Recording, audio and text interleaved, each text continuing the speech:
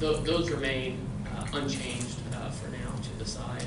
I'll just make one point, is that both the Chinese and the United States agreed to work constructively together on fentanyl, and there's a positive path forward there as well. Okay, great. So let's start with some questions. Just if I may make a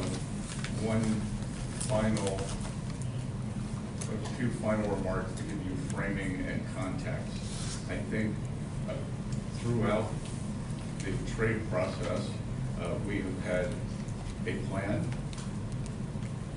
we have a process in place, and now with the Chinese, after this weekend, we have a mechanism for continued talks.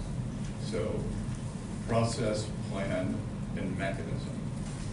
I would say one of the big takeaways from this weekend, the United States will continue a strategic rebalancing in many areas that were exposed as supply chain weaknesses during COVID, whether it's medicine, whether it's semiconductors, steel, the other, we've identified 5 or 6 strategic industries and supply chain vulnerabilities, and we will continue moving toward U.S. independence or reliable supplies from allies on those.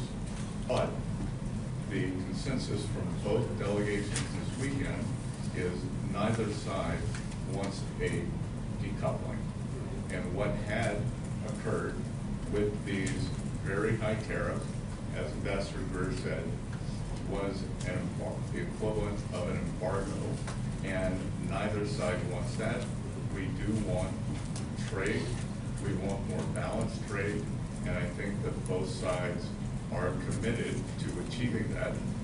We would like to see China open to more U.S. goods. We expect that as the negotiations proceed, that there will also be possibility of purchase agreements to pull what is our largest bilateral trade deficit into balance. That is out of balance, and much of this has happened through neglect over the past 4 years, as the previous administration did not engage on this issue. That was put forward to us by the Chinese, in fact, and we can see it in what happened to the Phase 1 agreement. We are only looking forward, and we look forward to very good discussions now that we have the mechanism created in Geneva this weekend for talks. Great. And with that, let's kick off questions. I'll start in the front row. Jenny, Leonard, Bloomberg. Thank you so much. Going into these talks, the president posted on Truth Social that he believes an 80% tariff on China seems right. It obviously went down substantially more. How did you end up going to 30%? Was that the president pushing you, or the Chinese not budging before you went down? And then secondly, you have a 90-day pause now, as you have with other countries. What specifically do you want to see in those 90 days? What kind of progress do you want to see in those 90 days, and have agreed to by then to not ratchet up the tariffs? Because it is just a pause, right? Yes. So but the tariffs then snap back, basically, if you don't have something agreed upon that is substantive. So the Chinese April 2nd number was 34, continues to be 34%. I'll let Ambassador Greer answer the first question. And just like with all our other trading partners, as long as there is good faith effort, engagement, and constructive dialogue, then we will keep moving forward. I would just say, Jenny, with respect to the president's message and ultimate rights, I mean, everything is a negotiation. Right? And the president, he gives the Secretary of the Treasury and I, and other members of the cabinet direction, advice on how to proceed. And we had ended up as a result. That was very good for the United States, very good for China as well. We retain our 10% global baseline tariff, which we have on other countries. We have, in addition to that, previous measures that we retained, which have been, frankly, effective in reducing the U.S. bilateral trade deficit with China over the past few years.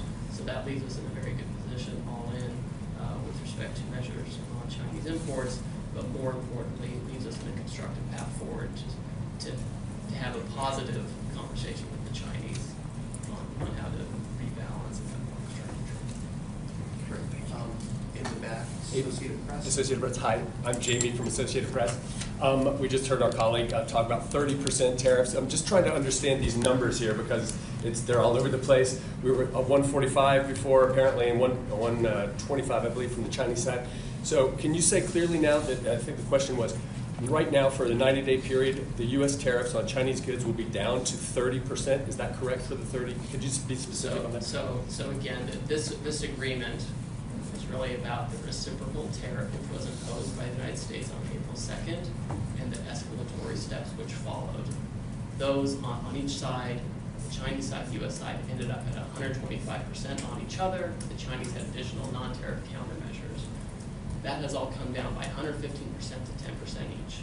The United States earlier this year imposed 20% related to fentanyl. That still exists. So if you're looking at Trump Term 2, tariffs on China right now effective, it's 30%. There are prior measures which change by product, by sector, by level, et cetera.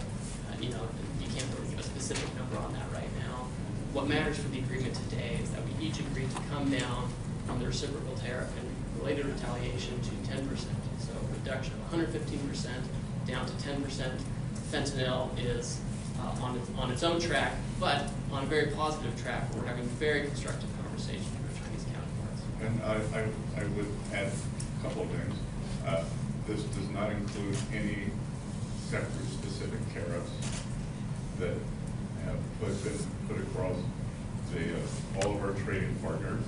And as the ambassador said, I think he would agree with me that the upside surprise for me from this weekend was the level of Chinese engagement on the fentanyl crisis in the United States.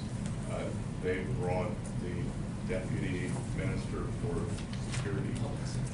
Public Safety, who was not traditionally part of the trade team or the negotiating team, and he had a very robust and highly detailed discussion with someone from the U.S. National Security team.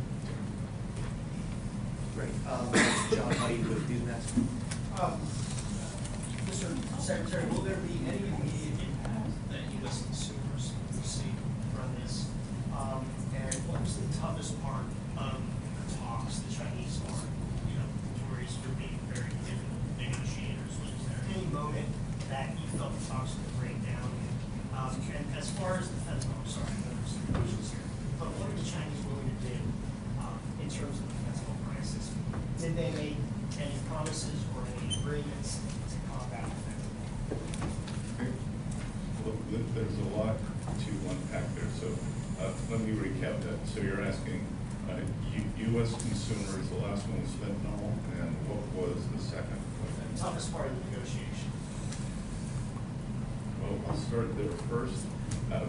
Both sides represented their national interests well, but we also concluded that we had shared interests and that neither side was interested in a decoupling. And again, a lot of back and forth on various differences in views on fair trade. We informed them that I had a discussion that trade deficits are a result of three things. One, terms of trade, two, currency, and then three, the United States fiscal position. We informed them that Trump administration is working very hard on containing this out-of-control fiscal deficit that we inherited from the previous administration, to There was no discussion on currency, and one, it was on terms of trade. And on fentanyl, again, for the first time, there was engagement between two teams with detailed knowledge. And I think for the first time, the Chinese understood the magnitude of what is happening in the U.S. in 2018 in Buenos Aires. They did a good job of banning the actual fentanyl, but what we have seen is substantial interaction between bad Chinese actors and many North American drug dealers, especially Mexican cartels. Treasury has designated several of the Mexican cartels as foreign terrorist organizations. We made that clear to the Chinese. They were very receptive. As you may or may not know, the Chinese have very draconian measures for the sale of illicit narcotics in China, and we have asked them to be equally as draconian with the people who are poisoning Americans. And let me make a point. Your question about what was the toughest part of the negotiation, I would submit it was actually, in the lead up to the negotiation, trying to repair the channels of communication that had atrophied under the last administration, where our office, for example, the Office of the United States Trade Representative, had almost no substantive discussions with the Chinese side on trade. And although we have significant differences with the Chinese on trade and economics, and we have major complaints, you have to discuss these complaints. You have to have a channel for discussions, and overcoming that was a substantial challenge. And a lot of work went into that over the past several weeks, so that by the time we got here, we were able to be very pragmatic with each other. And to be sure, there were tough things to deal with on the level of removal, the timing for implementation, managing each side's domestic politics, etc. I won't go into too much detail, but I would say the toughest part was simply getting to a position where we could, in good faith, both sides work with each other. And once we did, we were able to do this in a couple of days. This is not the first time I've done trade negotiations with the Chinese, and sometimes it can take a very, very long time to overcome misunderstandings. We were able to do that effectively over the past few weeks, which enabled us to be very pragmatic and effective. And I think we lead with a very good mechanism to avoid the unfortunate escalations as we saw after April 2nd from happening again. What had been very unusual about the relationship that President Trump, Party Chairman Xi, they had a good relationship, but the nature of what has happened since April 2nd could have been avoided if we had had this kind of mechanism in place. And I believe it is in place now. I think we leave today with a process that will move forward. And again, great mutual respect for our Chinese counterparts. I believe they showed us the same. The impact on U.S. consumers see resulting. I mean, you're the Treasury Secretary, so you're better suited. But I would say on the front end, there's been a lot of talk about impact on consumers that just never really translated to the numbers. Consumption remained high, et cetera. And so I think what we're going to see is that we're going to have our economy continue taking off as we put structure around these negotiations and get global trade into a better place. And as I reiterated last week, the Trump economic plan is 3 pieces: trade, tax, and deregulation. Trade has been implemented first, and that process is occurring. We believe that the tax portion is going very well. Speaker Johnson, Leader Thune, who I am in constant contact with, believe that midsummer we will pass, as the President likes to call it, his one big beautiful bill, and we believe that that will provide substantial relief for American households. And then deregulation, a hidden and pernicious tax on American households, is regulation. We believe that the last administration added several $1,000s a year to American families' cost, and that we will be not only cutting those substantially, rolling that back, but cutting those substantially. I think we have time for about maybe 2 or 3 more questions at most. Ma'am, name now, please. Yeah, it's Imogen Folks, BBC. It's very heartening what you're telling us. I'm wondering whether you think it might have been a better idea to start at this point of negotiation rather than start with a big list of tariffs and all the global turmoil that caused and the fear, frankly, in some countries around the world.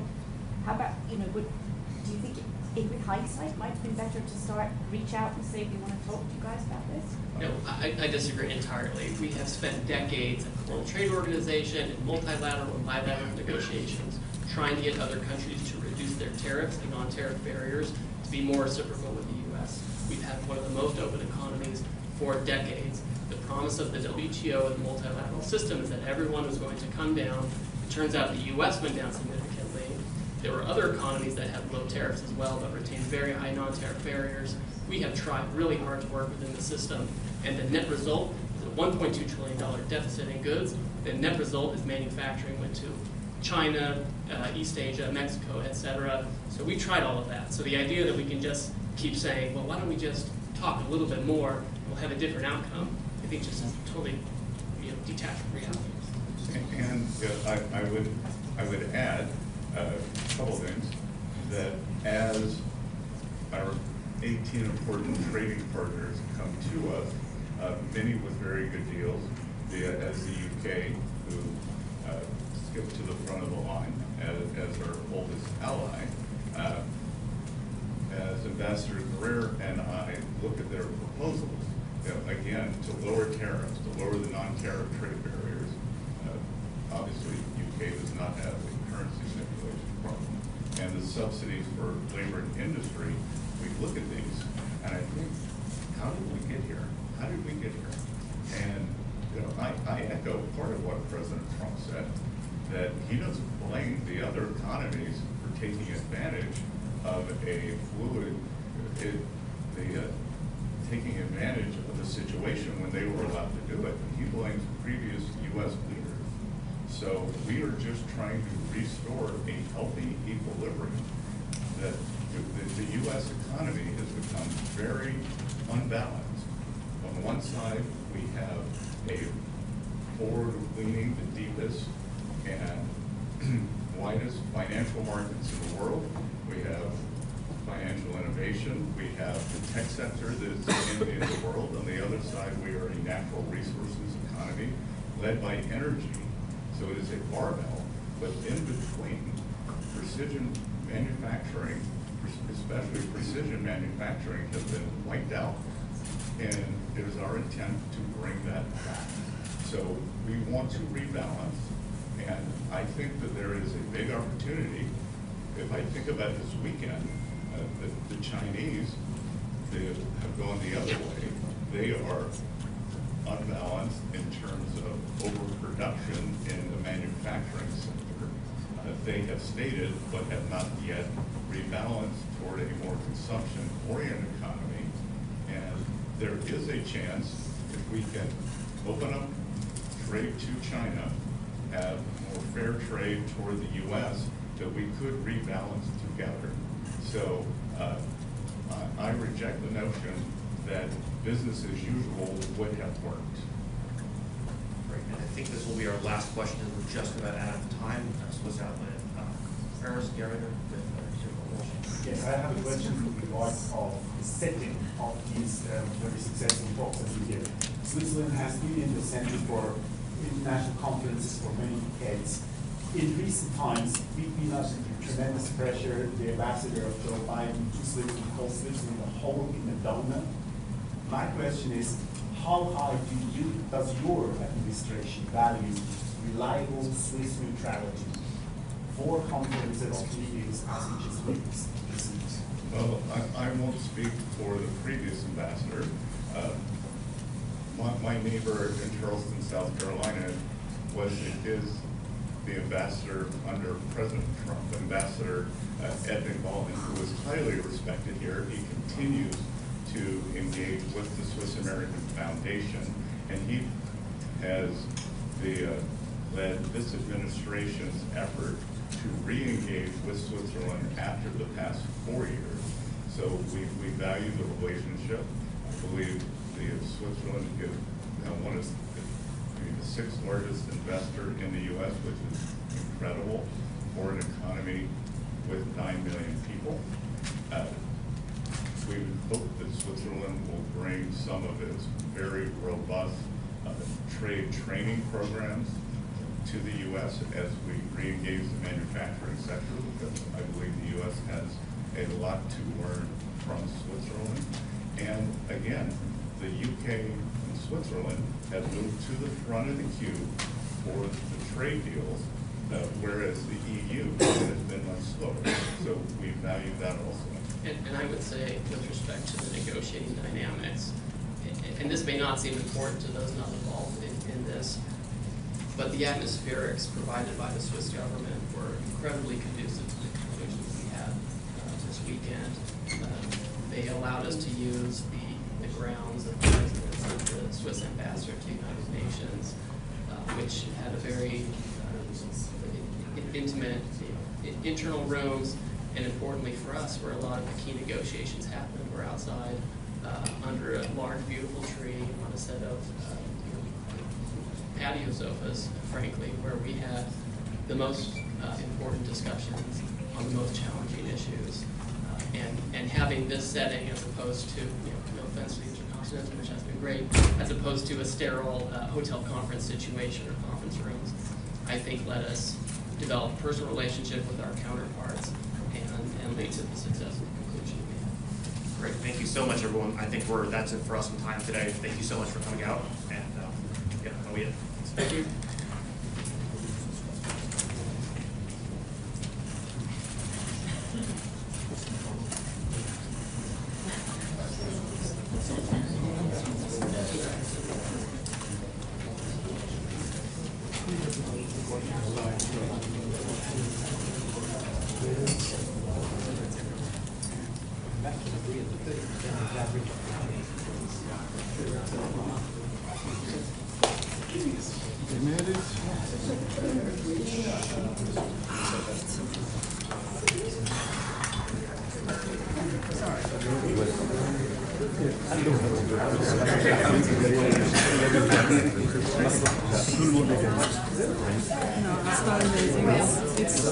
It was the worst live I've ever done in my life,